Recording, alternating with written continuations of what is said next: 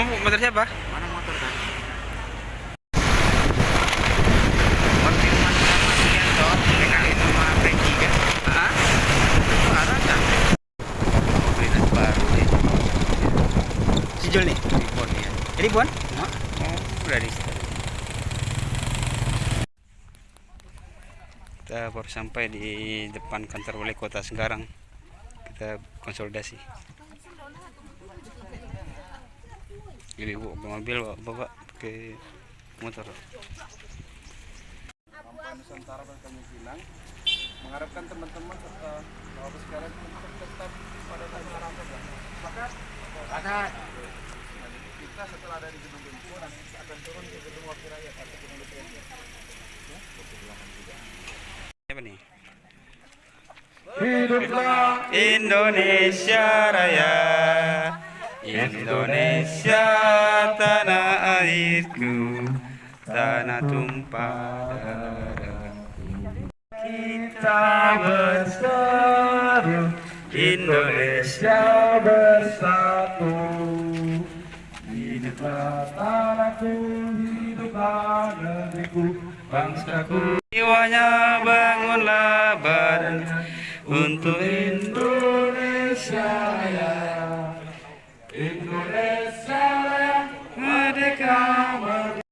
Jaya. Assalamualaikum warahmatullahi wabarakatuh. Waalaikumsalam. Alhamdulillahirabbil alamin. Lisani yaqulu qawli. Yang pertama-tama marilah kita senantiasa panjatkan puji syukur kita sekalian Allah Subhanahu wa taala, Tuhan yang Maha Kuasa yang hadir. Elemen manapun yang mau hadir, mereka harusnya membuka dengan lapang dan membuka dengan sebaik-baiknya. Perkenalkan yang kami hormati, untuk membuat kekacauan, apalagi kemurkaan. Jadi murni ini berangkat dari beberapa bulan terakhir saya sendiri dimandatkan sebagai ketua organisasi Rampai Nusantara tahun lalu.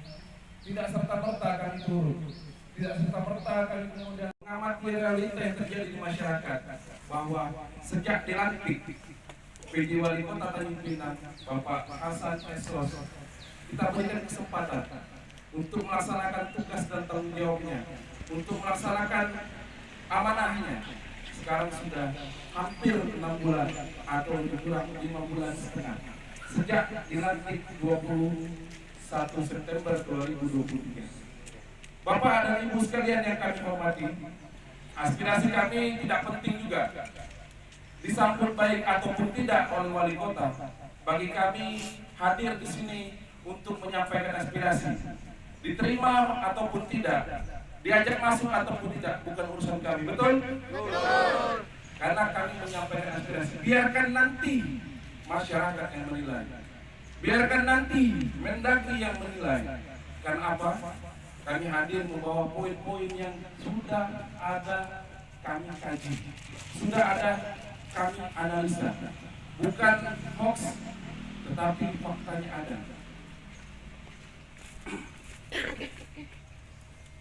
Mohon izin Pak Adi, kami sampaikan beberapa poin aksi kami.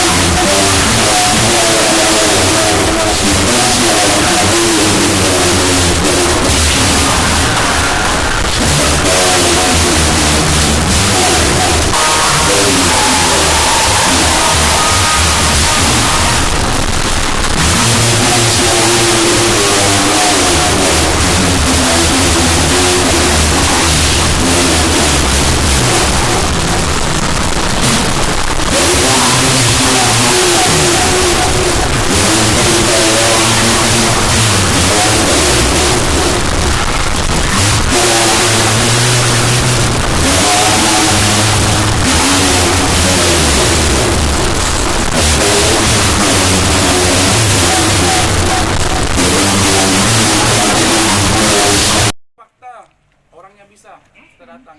Tapi apakah ada kepedulian dari pemerintah? Saya tidak tahu. Kami tidak tahu seperti apa keberlanjutannya. Apakah keluarganya kemudian diayomi, kemudian diberikan jaminan, atau seperti apa kita tidak tahu. Yang keempat,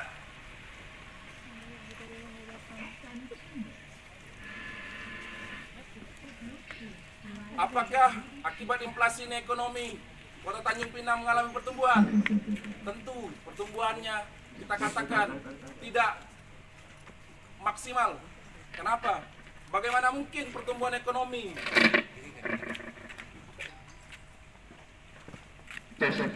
Bagaimana mungkin pertumbuhan ekonomi bisa terjadi kalau inflasi tidak bisa dikendalikan? Karena kata kuncinya adalah tingkat pengangguran juga memberikan sumbangsi pada pertumbuhan ekonomi. Jangan bicara kita yang muluk-muluk tentang investasi di Kota Tanjung Pinang. Di Stagin, salah satu PD dan pemerintahan Kota Tanjung Pinang mengatakan bahwa kegiatan ini pasar murah. Tapi kami coba untuk mengkonfirmasi data dan list harga. Apa jawaban? Tidak ada. Karena kita berada di naungan pemerintahan, ya tingkat kelurahan Pinang Kencana, kita meminta dan tentu mengkonfirmasi. Ya tentu itu kami tidak terlalu memaksa, namun kami terjun langsung, betul? Betul. Beras berapa harganya?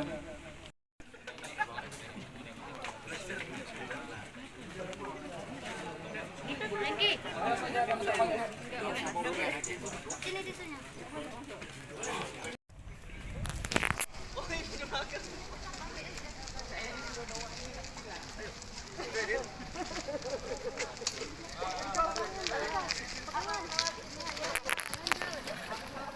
Kontribusi terhadap Kota Tanjung Pinang bukan dalam artian ingin membuat kegaduhan atau lain sebagainya, tapi memang kita atas dasar cinta.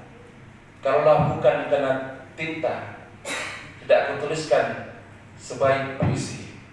Kalau tidak karena cinta, tidak orang Nusantara hadir di sini. Karena kita di bumi Melayu, jadi sikit-sikit harus bisa lah bantu. Yang terdengar-dengar di lapangan kita tangkap-tangkap sedikit. Ya masih kayak gini. Aspirasi ini memang pertama itu terkait dengan hal inflasi daerah. Kami memang jauh sebelum ada statement dari BPS, kami seperti menduga bahwa di akhir tahun itu kok lonjakan harga sembako ini seperti tidak stabil. Pertama bisa tinggi, yang kedua bisa harga bawang, kenaikan harga cabai, itu kan ada saudara-saudara kita yang menikmati, yang namanya petani. Tetapi kadang-kadang ada jalur yang harus kita pangkas, makanya sekarang ada sering namanya subsidi transportasi. Karena di situ mohon maaf ada pihak-pihak ketiga yang memanfaatkan sehingga petani kita tidak dapat manfaat optimal. Dan contoh yang tadi disinggung oleh Pak Abang kita Sofyan waktu gerakan pangan murah kemarin. Sebenarnya sih secara sosialisasi kami sudah sosialisasikan tuh harga cabai itu 70.000 di saat yang lain misalnya 80 atau bahkan ada yang jual 90 kan. Nah, kenapa kok bisa harga cabai itu kita buat 70.000? Karena transportasinya kita subsidi. Nah, jadi di situ memotongnya adalah subsidi transportasi. Berarti kita menduga bahwa biaya transportasi dari daerah produsen sampai ke Tanjung Pinang untuk cabai itu sekitar 20.000. Naik pesawat ya, supaya cepat. Nah, jadi 20.000 itu yang disubsidi sehingga kita bisa jual dengan harga 70.000. Nah, tadi saya kasih data, betul di Januari memang mantumannya itu kita sedikit lebih tinggi. Tetapi year to year, artinya nanti Bapak Ibu bisa lihat ini datanya di BPS lengkap. Year to year, Januari 2023 itu inflasi kita sebenarnya di 2,45 kalau dibandingkan per tahun. Itu jauh lebih rendah, bukan jauh lebih rendah, lebih rendah dari nasional di angka 2,57. Dan harapan Pak Sofyan serta Bapak Ibu pengurus Rampai Nusantara untuk itu bisa dikendalikan, alhamdulillah. Nah, DED Rampai Nusantara untuk pemerintah mengendalikan inflasi dari Januari ke Februari. Alhamdulillah berkat doa kita bersama, berkat upaya kita bersama, kami sudah di bulan Februari mengendalikan. Maret, nah ini Maret ini spesial, khusus. Menurut informasi di nasional bermasalah, kita punya stok sampai 4-5 bulan ke depan, semuanya ada di Tanjung Pinang. Beras premium maupun beras bulog. Jadi tidak usah khawatir untuk produk beras. Saya jujur yang mengkhawatirkan kami, kita punya data, memang yang berpotensi akan langka itu adalah daging ayam dan telur ayam. Nah ini berpotensi, dan hari ini juga jam 2 siang atau 1 siang nanti kita akan ketemu dengan distributor ayam. Kenapa penyebab ayam langka di Tanjung Pinang? Tanjung Pinang tidak ada produksi ayam, itu semua ambil dari Bintan. Penyebabnya adalah distributor atau pedagang peternak ayam kita di Bintan juga menjual hasilnya ke Batam. Yang selama ini Batam itu disuplai dari internal, dari tempat lain. Nah mulai 2 bulan terakhir itu dia suplai juga ke Batam. Ini harus kita antisipasi, dan kami sudah mencium informasi ini dan akan melakukan ambil tindakan bagaimana upaya kita. Salah satunya mungkin saya juga mengecek langsung ke pedagang.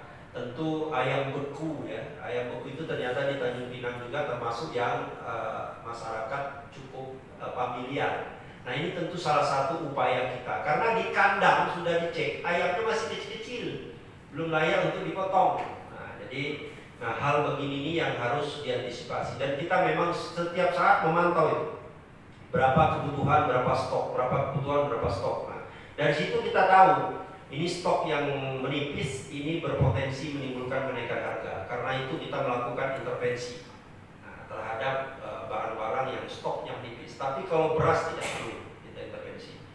Gula masih ada banyak. Nah, yang memang stok menipis itu adalah telur ayam dan daging ayam, ayam hidup, ayam hidup. Luar biasa juga ya. Tapi memang masih ada 5.000 warga kita yang pengangguran terbuka.